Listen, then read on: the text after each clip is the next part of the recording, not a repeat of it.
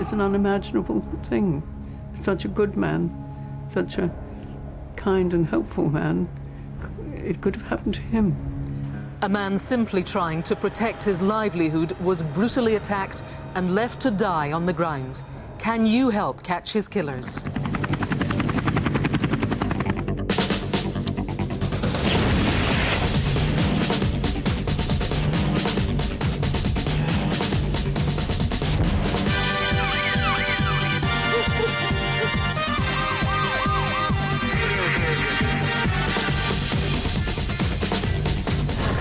Hello and welcome to Crimewatch. We're going to bring you the full story of what happened to Julian Gardner, the Sussex man who was murdered on his own farm, in just a moment. But before we do, we've got to look at some of the other cases that we need your help with tonight. 5 years after great-grandmother Nora Tate was bludgeoned to death in her own home, we need to know who sent this Christmas card. Officers suspect that whoever wrote it knows the killer. Doing? What do you want? Go away! Leave me alone! So if you sent this card or you know who did, please get in touch.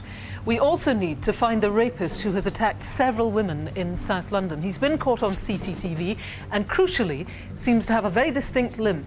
Tell us, who is this man?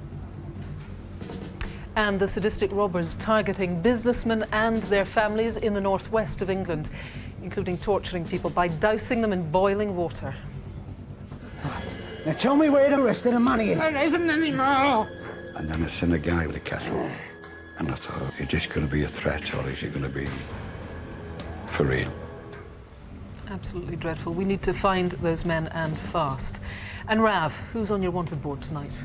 Well, take a look at this lot. We've got people wanted for drug smuggling, firearms offences and even a festive mail order scam. So if you recognise any of them, get in touch. And Matthew, what have you got for us?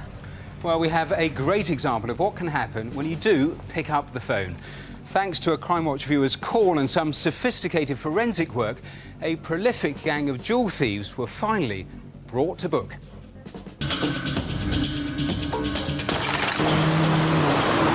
Get your hands in the small of your back! Get your hands in the small of your back! Well, the gang really thought they could keep getting away with it. We'll reveal the full story of just how wrong they were. Plus, the incredibly rare and expensive Stradivarius violins stolen from London's Euston Station. It's very similar to this one here in the studio. I have to tell you, they are both worth a fortune. Can you help detectives find the £1 million fiddle? Now, Julian Gardner was a pretty proud man. He'd built up a good-going business on his farm in East Sussex. And it wasn't just his place of work. It had been home to him and his 91-year-old mother, Molly, Mrs. Gardner, for over 40 years. So when a gang invaded the farm in early October, he was determined to protect it. But his decision to confront the raiders was one that would cost him his life. Good morning, 8 o'clock. It's BBC Sussex on Monday, the 11th of October. Maybe red, I don't know, but then that wouldn't... So would it, really? OK, we'll do it red then. What are you stopping for? It's Julian. Oh, my God.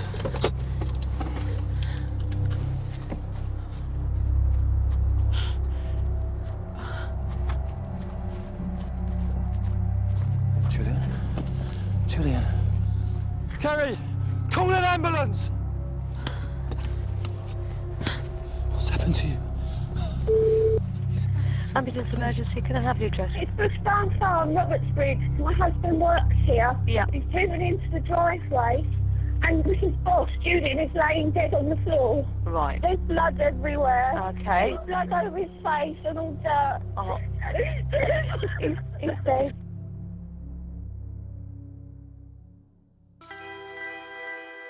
Well, I never heard people say an unkind word about Julian.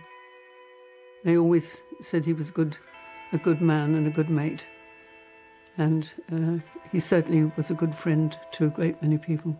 Kind of the ideal brother, really. Always kind to me. Even as children, we never fought, we never fell out, never a cross word. And all that sounds very strange for a brother and sister, but that's the way it was. Really, everyone liked him. Everyone thought very highly of him. Julian Gardner was killed during a violent burglary at his workshops here on his farm in East Sussex. But his death was no accident. And after ransacking his workshop, the gang who'd come here to rob him vanished, leaving Julian dying on the ground. Spends more time talking to their other halves on the phone. Even when Julian was a little boy, he loved all things mechanical and he would always take things to bits. Morning, Julian. Hello, mate. He always had a flair for engines and anything mechanical, so I suppose yes, it was natural that he would eventually end up perhaps doing something like that because he was so good at it. Any chance you could have a look at Land Rover for me? Yeah, sure. And he studied mechanics and he learnt more and more and over time developed quite a name for himself for his skill, especially with Land Rovers and for his business as well. People knew him apparently up and down the country. Julian was not only my son, but he was a great friend and companion to me. Hi, Mum. Oh, Julian, how lovely to see you. And you. I picked up the post for you. Oh. He would come every Sunday and do the giant crossword with me, whatever the weather, whatever else he was doing. Oh, that looks right. What's one? I don't think... He was patient and kind and very good company. It looks right. Yeah. And so we did a little bit of the crossword and he said, goodbye, see you soon.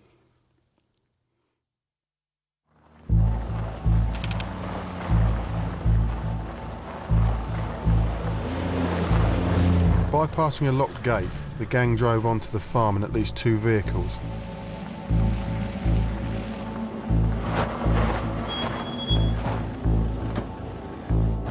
You two, get the doors open. We're find another motor to work. Front door.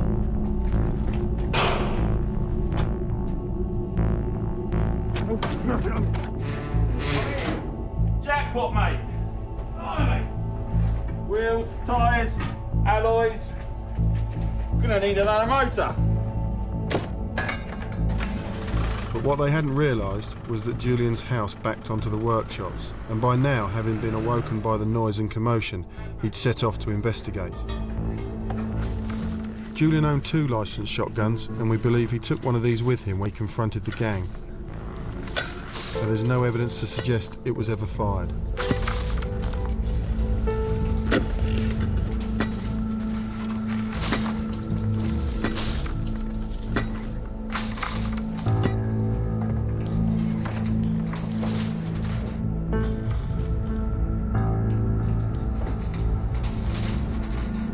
What do you think you're doing here?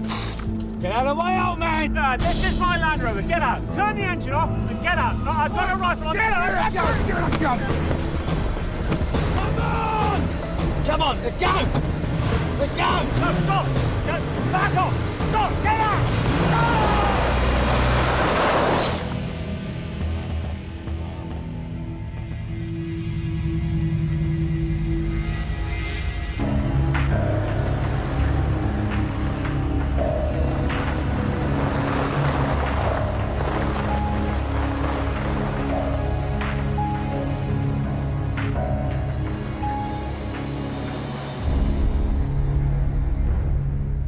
Julian was brutally and deliberately crushed by the gang who'd come here to rob him.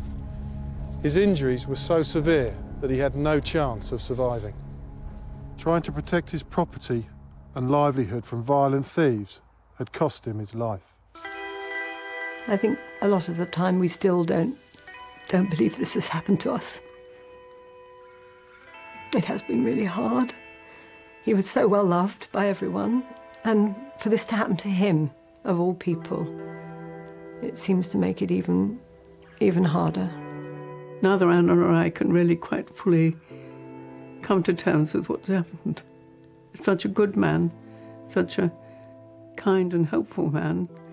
Well, I'd say perhaps stop a moment and think, was what you gained worth a life?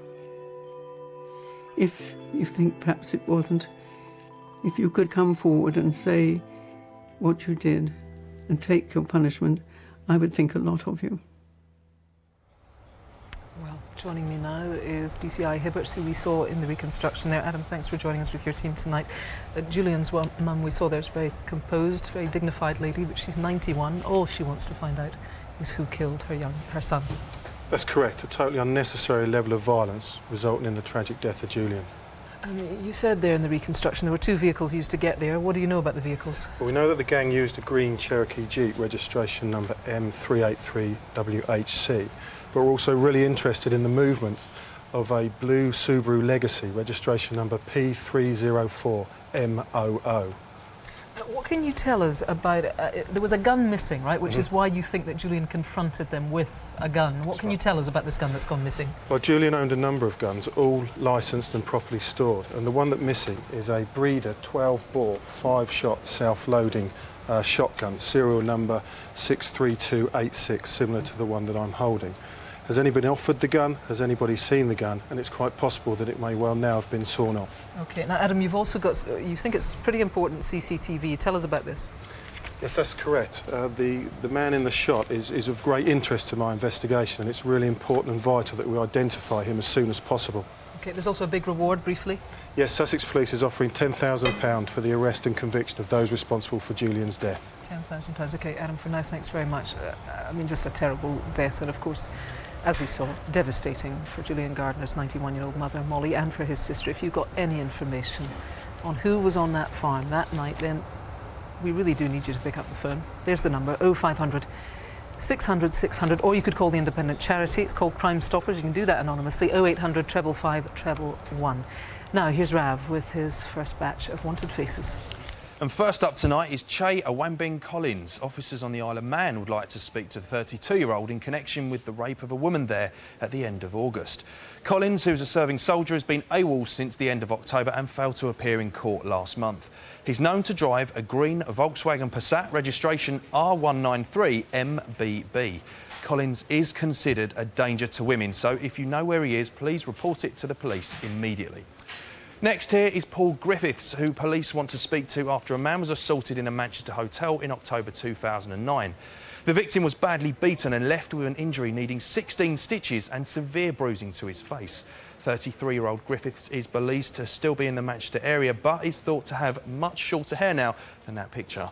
Number 3 is Richard O'Brien, and he's a convicted sex offender who's wanted for breaching the conditions of his licence. The 52-year-old also uses the first names James and Michael, and he has a distinctive tattoo of 2 blue hearts pierced with a spear on his chest. O'Brien is from London, but he's believed to have links to Middlesex and West Wales. And the last one for now is this guy. My number 4, Nigel John Saunders, and he's wanted in connection with the production and supply of cannabis worth almost 200 grand. 45-year-old Saunders is known to have lived in Devon, but also has links to Folkestone in Kent. Now, he's a big fan of stock car racing and may have been spotted at one of those events.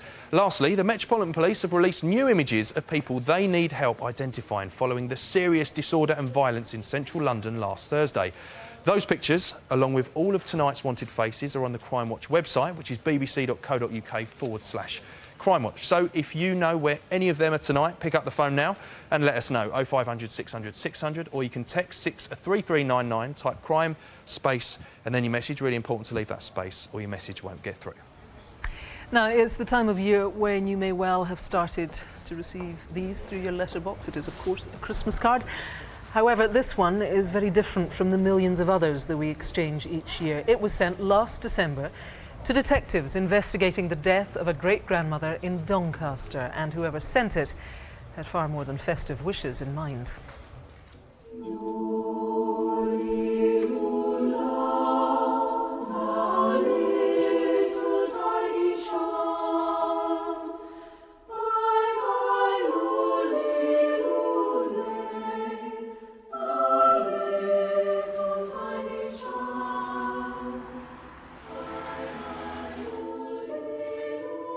Last December, detectives here in Doncaster received this.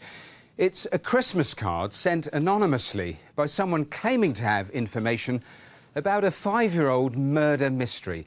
The brutal killing of 69-year-old great-grandmother Nora Tate. My mum was really bubbly, really chatty to people, chatty to her neighbours. She led a quiet life, you know, it's a simple life. She'd had her children, they'd grown up, she'd had grandchildren, great-grandchildren. It was a nice, quiet life that she just pottered around and went shopping occasionally and come back and people visited, and she was a pleasure to be around. On the morning of the 13th of October 2005, Nora was found having been beaten to death in her own home. Nora, can you hear me? She'd been hit repeatedly around the back of the head and died as a result of the severe fractures to her skull. Why would somebody murder my mum? You know, she's an old lady in her own home in the middle of the day, living a quiet, pleasant life. Why on earth would somebody have the need to murder my mother? A murder investigation was launched. I'm begging for anybody who does know anything at all to please get in touch, no matter how trivial it might seem to them. But with no obvious motive, detectives had little to go on and turned to the public for help. Nora Tate from Doncaster was in her 60s and someone bludgeoned her to death. But sadly, on this occasion, the appeal didn't yield the breakthrough the police and Nora's family were hoping for. And as time passed, the investigation was scaled down. But then, out of the blue, detectives received this Christmas card. Could it finally be the breakthrough they'd been waiting for? Now, this is the actual card that you got. Now, I know that you can't show us the handwriting to protect the identity of the person who sent it, but we've got an exact replica with the words printed on it. Just remind us when that was actually sent to you. Yes, we received this on the 17th of December 2009, last year. And inside the card, it says, "To the Nora Tate Murder Inquiry, keep up the good work. I might know a little something or nothing. I'll be back in touch after Christmas." And you're pretty sure that's genuine? We can't be sure, but we are taking this very, very seriously. And I would just like to clarify that the author of this card is not a suspect. It is someone I believe has vital information in relation to the murder of Nora Tate. Now, they said there they'd be back in touch after Christmas. Were they? No, they weren't. No one who's been spoken to on this murder investigation since this card is received has made any reference to it at all. But what I would say is that the family of Nora Tate have been waiting for closure and justice for some 5 years now, and the author of this card may be able to bring this to a conclusion. So, what do detectives know about Nora's murder? The day before her body was found, Nora spent the morning at Doncaster Royal Infirmary having a hearing aid fitted. She then popped into town for some shopping before getting the bus home. What happened next isn't certain, but it's thought her next stop was the Lucky My fish and chip shop on Hexthorpe Road. Morning, what do you like? Small fish and chips, please. £3.35, please. They can't remember serving her, but fish and chips were found at her house and their takeaway menu was in her pocket. From here, we think Nora headed home. Detectives believe Nora was killed only a short time later. When she was found the following day, her fish and chip lunch was barely touched on the dining room table. There was no sign of forced entry or evidence of a struggle. So, is it possible that Nora knew her killer? Perhaps they knew that she tended to leave the door unlocked. Hello? What you doing? What you want? Go away! Leave me alone! Leave me alone!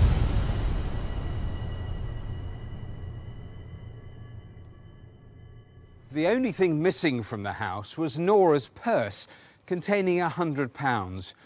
For someone to murder a defenceless pensioner with such brutality and for such a small amount of money is truly shocking. They must be caught. Everybody thinks that Christmas is a family time where you sit down and you have your dinner and you eat too much and you eat too much chocolate and you eat too much turkey and things like that. And my mum were part of that. You take it for granted your mum's there and she's not. My mum's not here for Christmas because she was murdered. Very sad. Well, joining me now is Detective Superintendent Neil Jessup, who is heading up the investigation. Thanks for taking time to join us tonight. We hope we can help you. A nice, quiet life. She just pottered around, said her daughter. This was a woman who'd lived in the same street for 20 years. It begs the question, who on earth would want to kill her? Why would they want to kill her? That's right. The motive is unclear. The only items missing were a purse and some £100 in cash. As you saw from the film, you know, Nora did potentially leave the front door unlocked. Maybe that's the reason why the attacker knew Nora, knew of that. Certainly, when you look at the level of violence against Nora and the lack of disruption within the house at the time, and certainly no evidence of it being ransacked, every indication that Nora would have known her attacker, and certainly the attacker would have known Nora. Briefly, do you think there was more than one killer involved here? We keep an open mind. There may well have been. That might be another reason why there was so little disruption in the house. Now, here's a puzzle.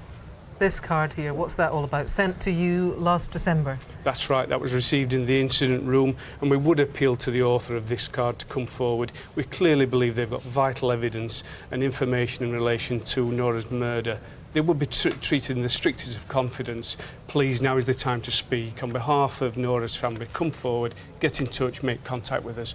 Let's take a look, Neil, at an e-fit that you think might be important. Take us through this. That's right. This is a male. He's in his mid to late 20s, white, short brown hair, believed to be selling foodstuffs, cheese, bacon, tea, coffee in the area of Hexthorpe at the time of the murder. Now, it's crucial that we speak to this individual. This individual, again, may hold vital information. There are some close links to Doncaster, believed to have an ex-partner in the Bolby area, believed to have close links to the Conisbrough area of Doncaster. And as equally, we need to eliminate this person from the inquiry. OK, Neil, for now, thank you very much. I should tell you there is a big reward here, £20,000 for arrest and conviction of the person responsible. Nora was murdered, as we heard, 5 years ago.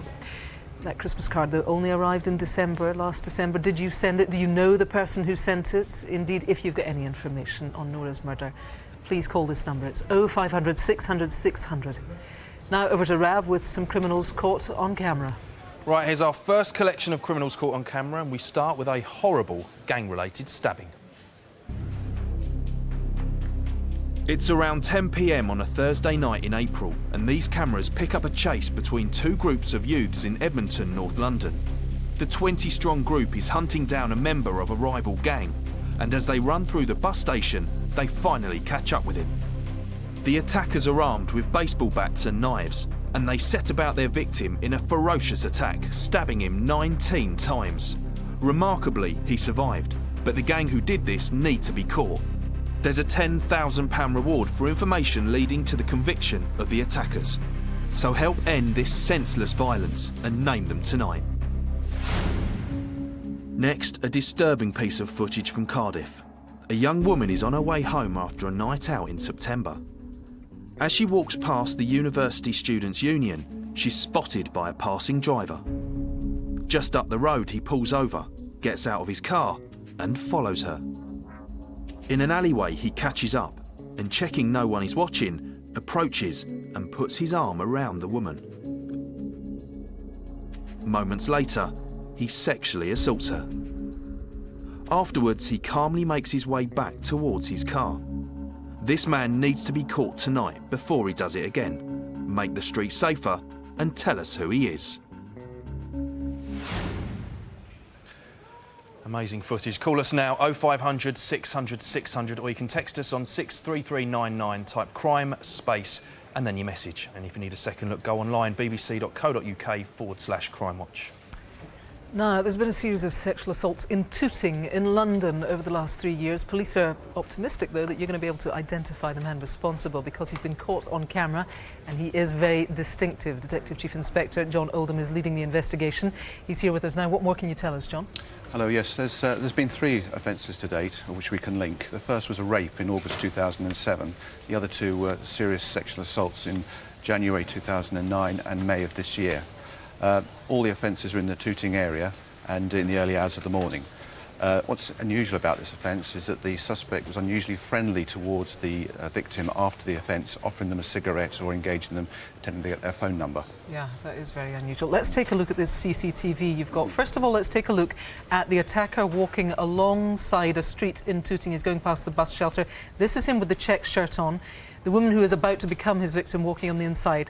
Now, there he is again with a jacket on. He's walking quickly away and with purpose, apparently in the opposite direction from the lady who heads off down this street in the dark. The important bit is that now, here we go. This is the attacker coming back. He looks around, checks to see if anybody's there and heads down the street after the woman. That is entirely chilling, I have to say.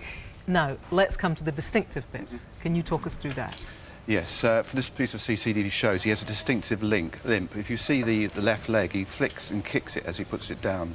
I've been working with a specialist podiatrist, an expert in how people walk, and he explains very helpfully that this could be a permanent condition, could be the result of one leg being longer than the other, or it could be the result of a serious injury. Yeah, and that's his left leg, is it? That's kind of flicking leg, yes. out as he walks there, and the foot especially is flicking out. In terms of the area, in terms of the person, briefly, what else do you know? Well, it's a very, very small area, an area less than 1.5 square miles. We believe he has a strong local knowledge, and from the CCTV and what the victims have been able to tell us, we believe he's from the Tamil local area community. There is a DNA profile on the man, so we can quickly eliminate anyone from the inquiry. There is a £10,000 reward, and as I say, we believe he is an attacker which we need to get very quickly. Yeah, we certainly do. Thank you very much, John, for updating us. Someone surely is going to recognise this man with the limp, this man who has raped. If you do, I would urge you to call us as soon as you can. It's the usual number, 0500 600 600, if you've been a victim of crime. There is the victim support line, of course. You can call them on 0845 30 30 900.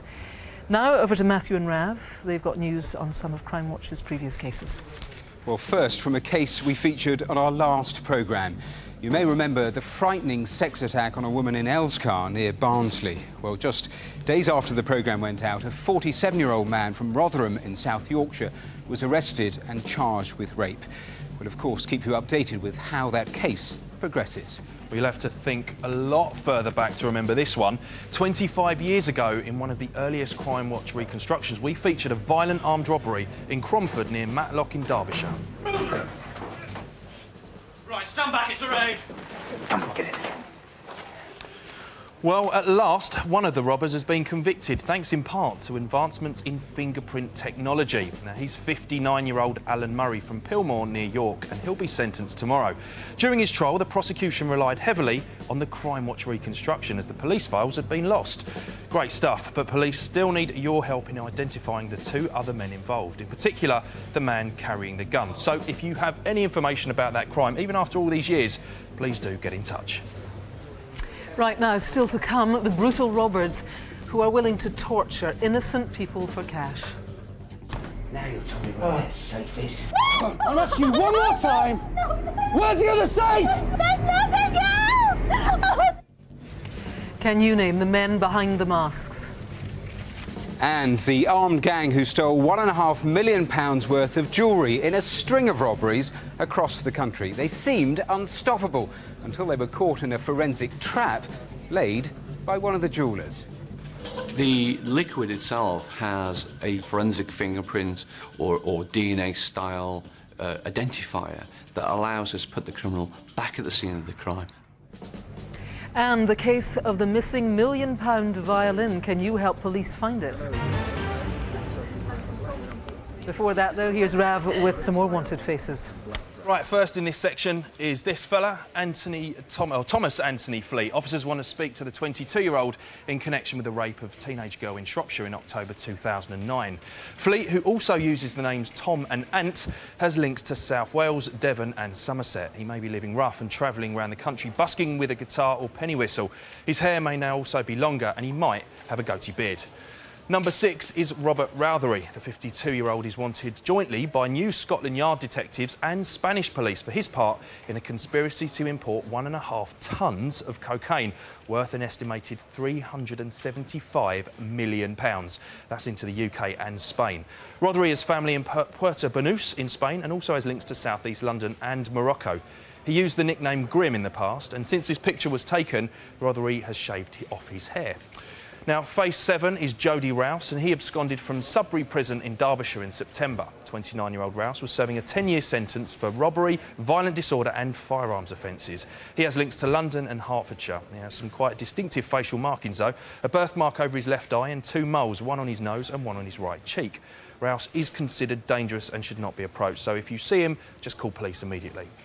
And finally, number 8 is very seasonal. This is Mohammed Asif, and police want to speak to him about a mastermind of a £1 million Christmas mail order scam last year. Thousands of people ordered goods from this professional-looking catalogue. But having paid their money, they received absolutely nothing. Now, 31-year-old Asif is originally from Manchester but has connections in London. The scam ruined hundreds of people's Christmases last year, so let's find him tonight. So, do you see anyone there that you recognise? If so, please call us 0500 600 600, or you can text us 63399, type crime, space, and then your message. And remember, all our wanted faces stay on the website, which is bbc.co.uk/crimewatch, until they're caught. Now, the gang of armed robbers who have forced their way into several family homes in northwest England over the past few months.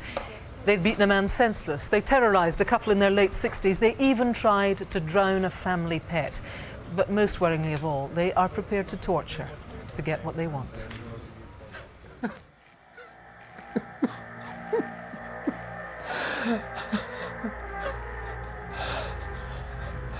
Marion! Marion! Marion! Oh, God, what have they done to you?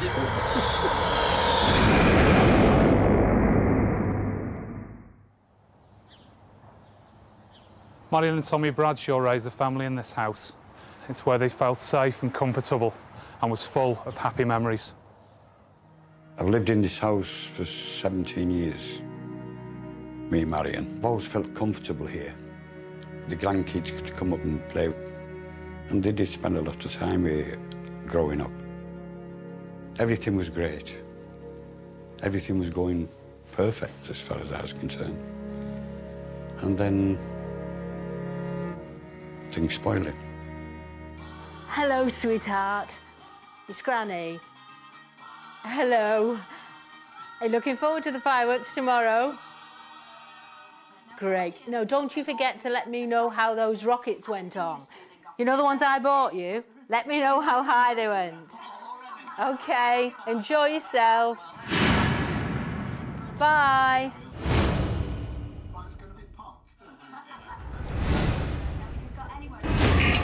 Where's the money? Who the bloody hell are you? Give me that on the floor. Where's the money? I haven't got any money. Where's the safe? I haven't got a safe. Don't look at me, look at the floor. Take her upstairs. You take Marion's hands up and order her upstairs. And knowing that she has a bad heart, I thought, oh, God, no. Go to the safe! Okay. Come on!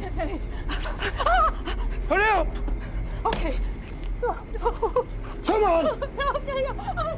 Upstairs, Marion was forced to give over the contents of the safe. But the offenders were convinced that there was more money hidden in the house. I'll ask you one more time. Where's the other safe? There's nothing else! Come on! Marion! What are you doing to her? I've never been in a situation where you know you need to do something or you want to do something, and yet everything's preventing it. You can't do a thing. I felt bloody useless. Oh, you're a big tough man, aren't you? Doing that to a woman. Shut up! Right, get the kettle. Get out. What are you doing? What are you doing?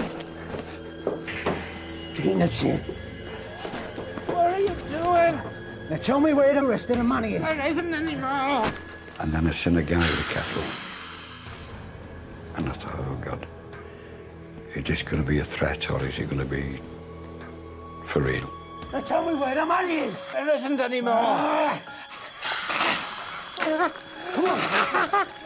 Are you going to tell me now? There isn't any more. Come on, let's go. You want to scream out to release tension or whatever. I thought I can't. I didn't want to cause that more anxiety for it.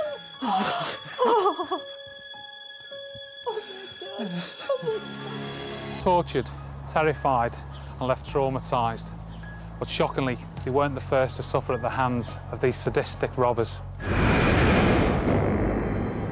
In late September, Brendan O'Halloran was arriving home. He lived just 8 miles away from Tommy and Marion. Hello. Hello.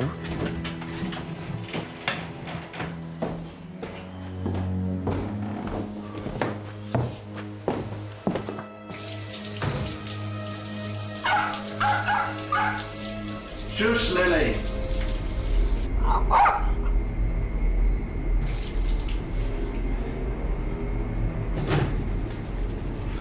I was in there about 5 minutes, having a wash, and the bathroom door opened, and there was 3 men stood there with balaclavas, pickaxe handles. On the floor! On the floor! Time up! Where's the money? Oh, money! Where's the money? I haven't got any money! Where's the money? I gave them the money what I had, and then they thought there was a safe. They kept just shouting at me, "Where's the safe? Where's the safe?" Now tell me where your safe is. Let's want to drown your dog. I haven't got a safe. Right, get the dog. Leave him. Get him in there. Next minute, he took the dog in the toilet and tried to flush you. Drown it. Tell me where your safe is. Even though he'd already handed over thousands of pounds, the gang were greedy for more. Brendan insisted there was no more cash, but they didn't believe him. Get the kettle. Now you'll tell me where that safe is. Give him the water. Thought I was going to die. Thought he was going to kill me then. He tied me up and left me there. They left me for dead. The men we are looking for are sadistic and cowardly thugs. They have terrorised a woman in her own home, beaten a defenceless man to a pulp, and tortured a 69-year-old. Someone out there knows who did this. Do you know what the people you're protecting are capable of? I can't replace what they've took away from me and my family. They've took their home away. They don't feel safe anymore. I've thought of extremes you go to, or can go to.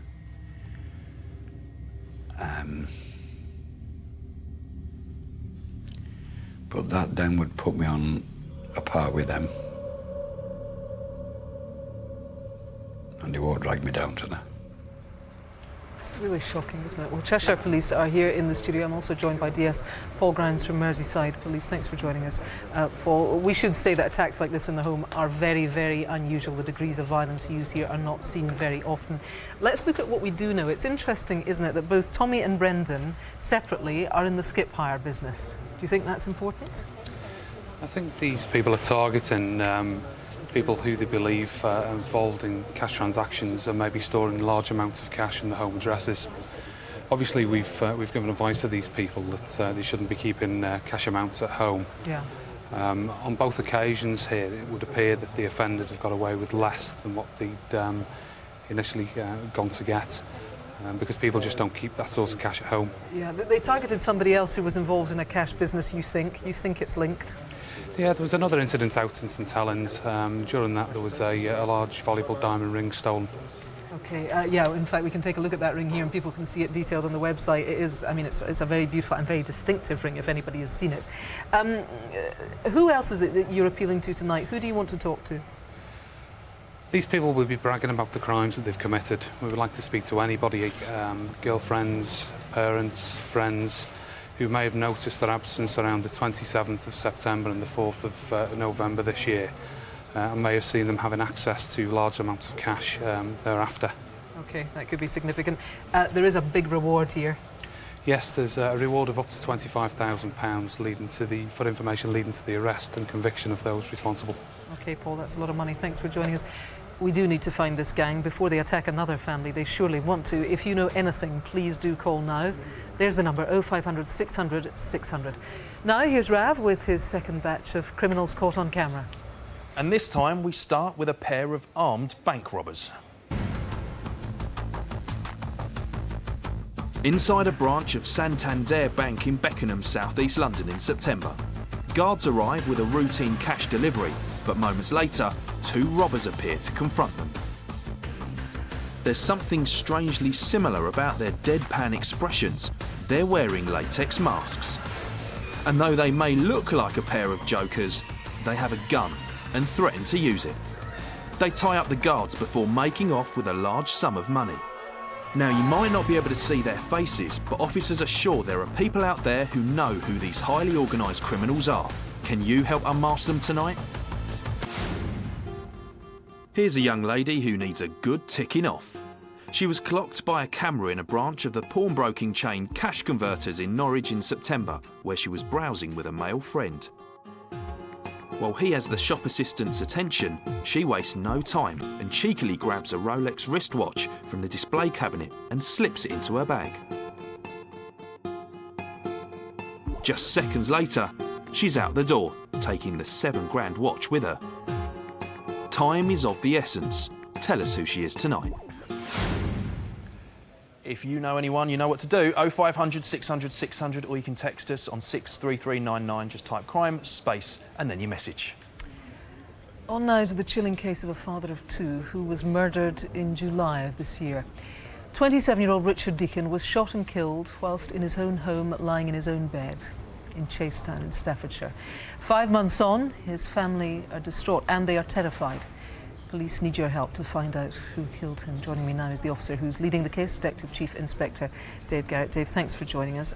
So talk us through what it was that happened. Yeah, it's a very shocking case, and it's had a terrible effect on the family. Both Richard's partner and the children haven't returned to the house since the shooting. What actually happened was at about 8:30 on Monday the 5th of July of this year, Richard's partner actually left the house to take the children to school, and what happened next was actually caught on CCTV. A black Vauxhall Corsa car approached the address. A masked man got out carrying a sawn-off shotgun. He went across the garden, entered the house, went upstairs and shot Richard twice in bed. He then left the house, got back in the car and drove it a short distance away where the car was actually dumped. And there, this is him. We're just watching him now, just exiting there, as cool as a cucumber. He looks. No running at all. What do you know for certain about the killer? What we know is that they were driving around the scene of the crime prior to the offence. They actually then drove the car about half a mile away and dropped it in Copynook Lane in Burntwood, where it was recovered. And we believe the offenders, we've got intelligence, the offenders are from the Wolverhampton area. Right, OK. Now, I mean, just watching that film there, you could see how calmly the guy walked out after he had shot somebody. He had just killed somebody. That's right. Do you think it's a professional hit? I think it's got all the hallmarks of a contractual killing, but we still need some help to find out why Richard was targeted and also who actually committed that offence. And there is a reward on offer of £20,000 for information leading to the conviction of Richard's killers. And it's the first time that obviously the family have got Christmas without Richard, so they are desperate for answers. Of course they are, Dave. Thanks very much for updating us. So, can you help Richard's family begin to try to at least put their lives back together after this completely shocking crime? I would urge you tonight to pick up the phone. There's the number, 0500 600 600. Now, more news on cases that you've already helped with. And firstly, news on a case we showed you in March 2009. Father of three, Ahmet Patak, was shot and killed when two men on a motorbike attacked the family shop in Holloway, North London. The rare motorbike was captured on CCTV as the killers made their getaway. The family had been left devastated by what police believed was a case of mistaken identity. Well, in November, 31-year-old Michael James from Manor House in North London was given 2 life sentences with the recommendation that he serve a minimum of 30 years. The other man involved in the attack is still to be identified. There's a £20,000 reward for information leading to the conviction of those involved. So, if you have any information about this attack, please contact us tonight. Now, yesterday, this man, 35-year-old Mark Weston, was found guilty of the 1995 murder of Vicky Thompson in Ascot under Wychwood in Oxfordshire. The case was reconstructed on Crimewatch and showed the mother of two setting off to walk the family dog. She was found later with fatal injuries by a nearby railway line. Well, Weston is the first person to have faced a second murder trial as a result of new forensic evidence since the so-called double jeopardy rule was abolished. Small amounts of Vicky Thompson's blood, which were missed during the initial investigation, were subsequently discovered on a pair of Weston's boots. And lastly, you might remember this lady who we featured on our Wanted Faces board last month. Adele McCall was on the run after being convicted for GBH for attacking a man with a vodka bottle. We had several calls about her, and as a result, she was picked up just a couple of days after the show. McCall's due to be sentenced at Birmingham Crown Court tomorrow. Another great result. Next, how a gang of jewel thieves who thought they were unstoppable were finally brought to book. They struck repeatedly across the country, in total bagging around about £1.5 million worth of high-end jewellery. Well, now Matthew has the inside story of how painstaking detective work, cutting-edge technology and a sharp-eyed Crimewatch viewer all combine forces to put the gang behind bars. Right, you get on the floor! Get on the floor! Between 2005 and 2007, a gang of jewel thieves carried out a series of daring armed robberies across the country. They were quite a sophisticated team. On average, they were carrying out one robbery every 2 months. They were able to get in and out of the premises very quickly, sometimes in under a minute. This is the story of how detectives from Hampshire used new forensic techniques and a call from a Crimewatch viewer to track the gang down and put them behind bars.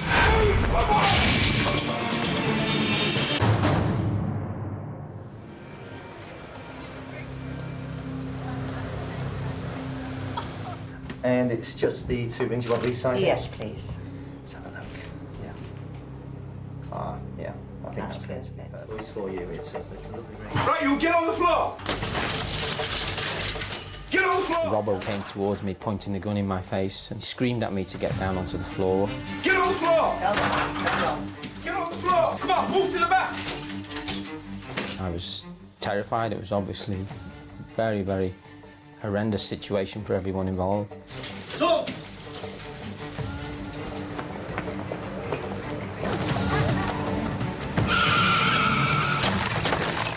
Again and again, they struck jewellers in all corners of the UK, from Hampshire to Yorkshire. And the gang would change their disguises from job to job. Sometimes it was fake beards, glasses and hats.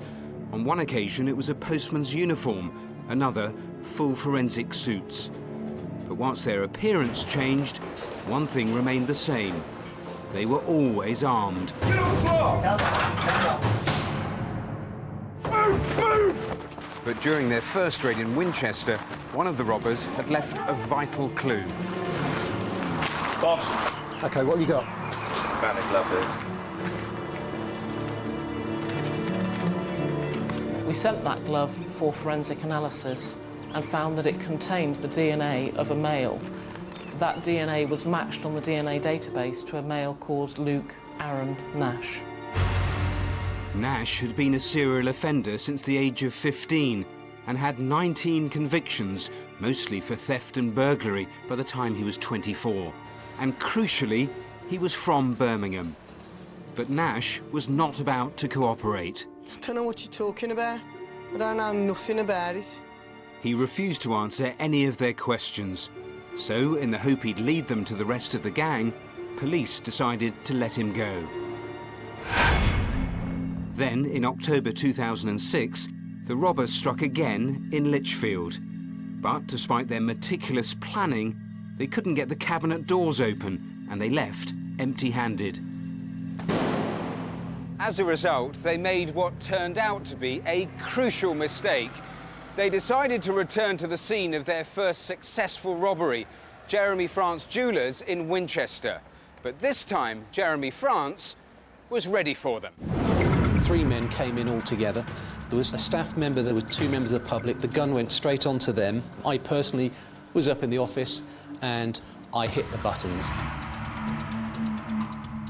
Anti-bandit smoke flooded the shop, causing the robbers to panic and run back towards the door, where a special sprinkler system was waiting for them. The liquid it sprays is called smart water. The liquid itself has a forensic fingerprint or DNA style identifier that allows us to put the criminal back at the scene of the crime at the time of the crime. If we located those people, we could positively link them without any shadow of a doubt to the Jeremy France robbery. And that's where Crimewatch came in. The jewel thieves who think they can get away with it time and time and time again. Well, let's prove them wrong. And someone did. Just one phone call gave police the breakthrough that they needed. The viewer named 3 men, and all of them were from Birmingham. 37-year-old Elliot Burton, 28-year-old Simon Waller, and Luke Nash, the man whose DNA had been found in the glove after the first robbery. When they looked into the suspects further, they found that Elliot Burton had a history of shoplifting and stealing cars. And his longtime accomplice was none other than Luke Nash. With the link between Burton and Nash established, attention turned to the third man, Simon Waller. Officers had noticed that Waller resembled one of the robbers that they'd labelled the Flat Cap Man. But could they prove it was him? They enlisted the help of a facial recognition specialist. There were some very persuasive similarities in terms of the overall appearance of his face, the musculature of his cheeks. In particular, for me, was the appearance of his nose and the way that effectively it turned up towards the point of the tip. We were able to go back to the police and say that there was good supporting evidence that they were one and the same person. After 14 months of detective work, police were finally ready to make their move. Get your hands in the small of your back! Get your hands in the small of your back! All right! The houses of all three were searched for anything which might link them to the robberies. Nash and Burton were clean, but inside Waller's house, police struck gold. They discovered in a bag 53 items of the stolen jewellery. And inside an airing cupboard, another breakthrough, 2 handguns. But were these the weapons used in the robberies? We analysed the 2 guns at the Smart Water laboratories, and we found that one of them was covered in smart water. We could prove and provide evidence to the police that actually that smart water could only have come from Jeremy France in Winchester. The evidence against Waller was damning. Facial recognition had identified him, and he'd been caught red-handed with both stolen jewellery and the handgun. They could link Nash to the first Winchester job. Come on, Luke, tell me about the glove. His DNA was found at the burnt-out getaway car, but building a case against Burton was a lot trickier. Listen, I don't know Simon Waller. I don't know what I'm doing here. I don't know what you want from me. I ain't done nothing, all right? But Burton's lies couldn't save him when this photograph was recovered from his laptop, showing the pair on very friendly terms. After an investigation lasting 14 months, detectives finally nailed one of the most elusive jewellery gangs the UK has ever seen. Nash was sentenced to 7 years for the first Winchester job, and Waller got 9 years for conspiracy to rob. Both men pleaded guilty. Unlike Elliot Burton. In the final weeks of his trial, Burton skipped bail and went on the run.